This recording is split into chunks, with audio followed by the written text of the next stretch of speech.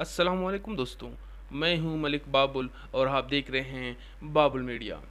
ICC champions trophy के final में पाकिस्तान की फतह के बाद बाप बेटे का मामला शुरू करने वाले भारतीयों ने ही अब पाकिस्तानी शायकीन के सामने हाथ जोड़ने शुरू कर दिए हैं। भारतीय क्रिकेटर हरभजन सिंह ने भी हाथ जोड़कर दरख्वास्त की है कि अब ये सब कुछ बंद कर दिया जाए।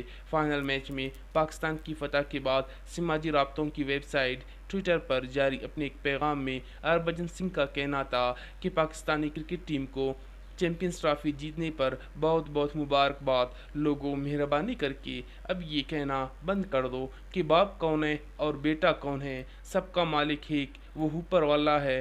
भारतीयों और पाकिस्तानियों, अब बस कर दो। लगता है कि हरभजन सिंह मैच में शिकस्त के बाद पैदा होने वाली सूरत हाल से बुकला गए हैं और ये दरख्वास्त की है कि क्या ही अच्छा होता अगर वो इस मैच से पहले ही वरिंदर सहवाग और ऋषि कपूर को ही समझा देते, जिन्होंने ये सारा मामला शुरू किया था और अब मुंह छुपाने के लिए जगह ढूंढते फिरते हैं।